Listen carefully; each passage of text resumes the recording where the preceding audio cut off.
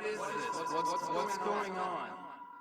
Phase 2 has torn a hole in the time-space continuum. I don't understand.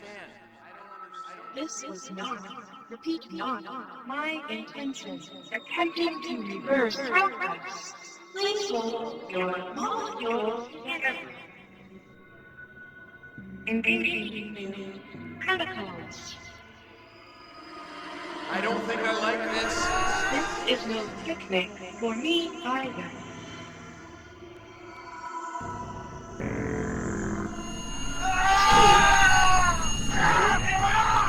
See you on the flip side.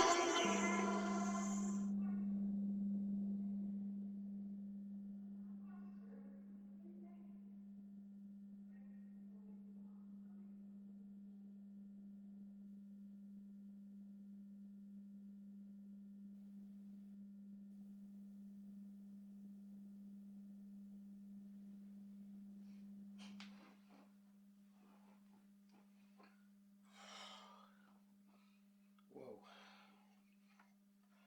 Okay.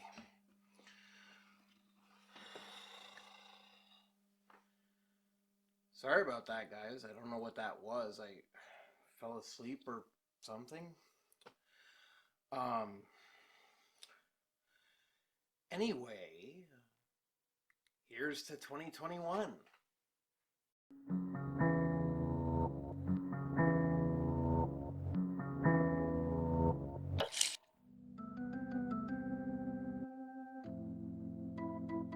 Hey film dorks, what's going on? Before we get started today, I wanted to let you know about a nifty new Trifectura product called the Trifecta Assistant. The Trifecta Assistant is a triple threat. It helps you organize your life, helps you to set goals, and helps you track your progress. But hey, don't just take my word for it, it speaks for itself. Okay, something went wrong. Come on! I help Ethan maintain his YouTube schedule. I also keep track of the movies he watches throughout the year and nag him anytime he gets behind schedule because I'm oh so helpful. Hey, shut up before I run you over a magnet. So if you're looking for the three-pronged assault on your life's complexities, think of the Trifecta Assistant, only from Trifectura, your source for hardware, housewares, cleaning products, and office supplies.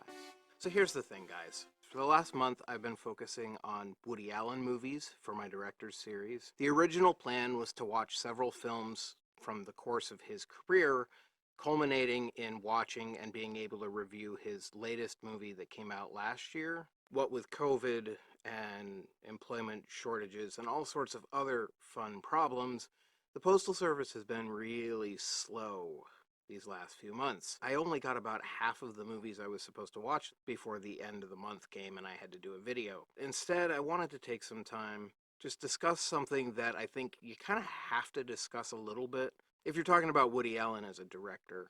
I think in the current social and political climate, it's not a bad idea to discuss this topic from not just a Woody Allen specific perspective, but sort of the wider filmmaking and cultural ramifications of the idea. Woody Allen's kind of considered a problematic filmmaker because of some allegations made against him in his personal life. He was never charged with anything.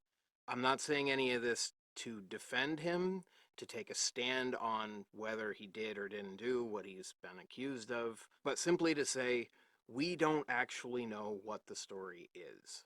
We weren't there, we don't know. But because he's been accused of these things, in the court of public opinion, Allen is kind of lumped together with some of these other filmmakers and artists who have actually been brought to court, have been convicted, who we know did things that were horrible and inappropriate.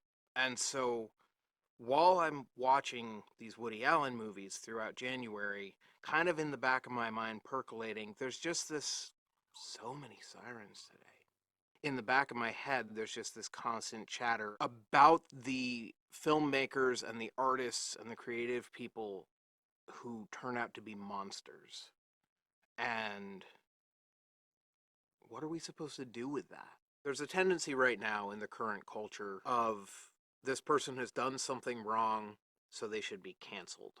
And a lot of times it seems like that's motivated by sort of a liberal righteous anger. And I'm saying this speaking as someone who is basically pretty liberal. I try to keep my politics out of this channel because this is a channel about movies. But it seems like this liberal righteous anger gets used as a means of just blotting these people out and canceling their careers, canceling their lives. We take away this person's audience, we take away this person's platform. We're not going to remember this person exists anymore because they did these terrible things.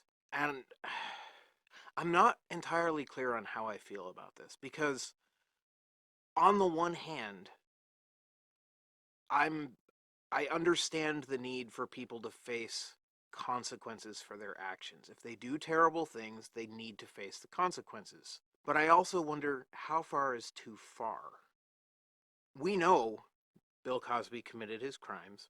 He's been tried, he's been convicted, he's gone to jail. But how far do we go in canceling him? You know, are we supposed to just pretend now that the Noah's Ark bit is not one of the funniest stand-up routines ever invented? Are we supposed to just pretend we never heard the story about him making breakfast for his kids and, eggs, milk, wheat? That's protein! That's nutrition! Or like you look at a case like Roman Polanski. Do we just stop giving Rosemary's Baby credit for being one of the scariest and best films to come out of the 1960s? Harvey Weinstein. Do we just never watch Reservoir Dogs again? Never watch The King's Speech again?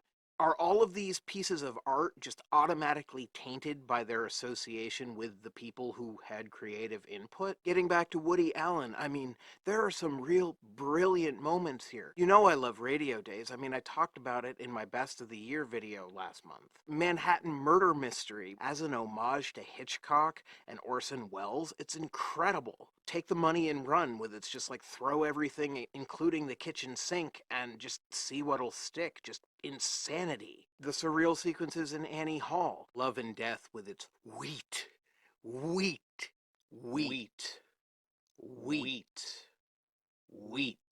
Do we just pretend none of this exists anymore? Do we cancel these pieces of the culture because the man who directed them is now considered persona non grata? It just seems to me, there's the old concept of separating the art from the artist, and I'm not sure you can ever fully do that, but at the same time, it seems like the sort of thing that you should try to do to some extent.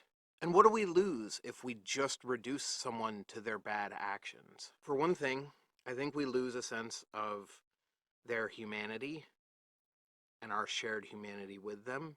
We lose our ability to have empathy. We stop seeing people as whole people and just see them as perfect or horrible, and there's no middle ground.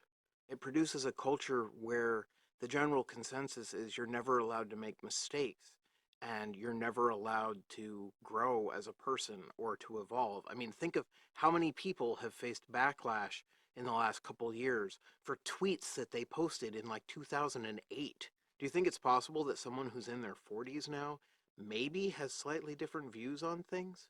People change.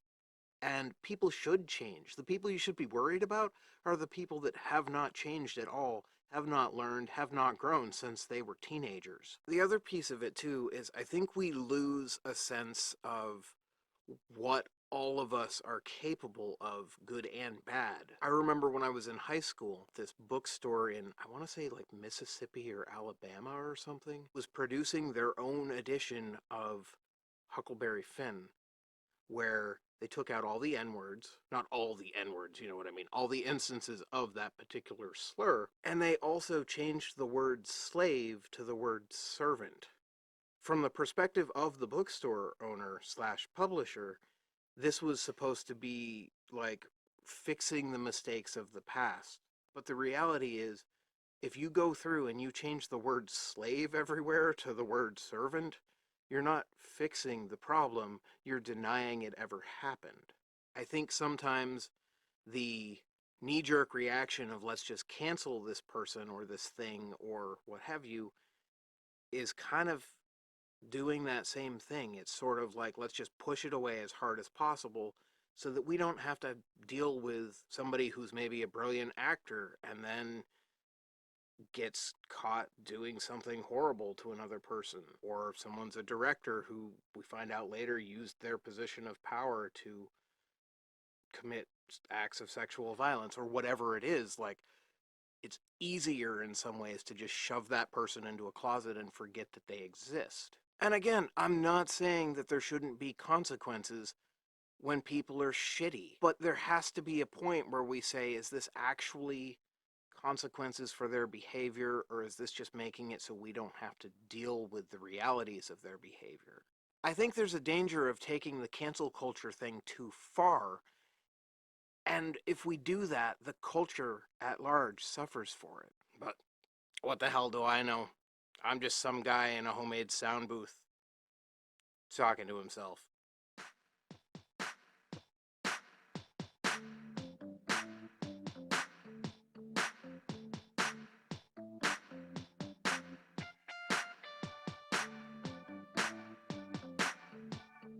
Anyway, you guys, I hope the month of January has treated you better than the year of 2020 did. Stay tuned for more videos in the coming months, and as always, I'll see you on the flip side.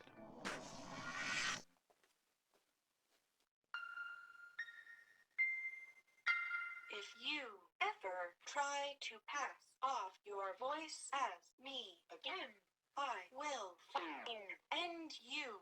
I trust this warning will prove sufficient. TTFN.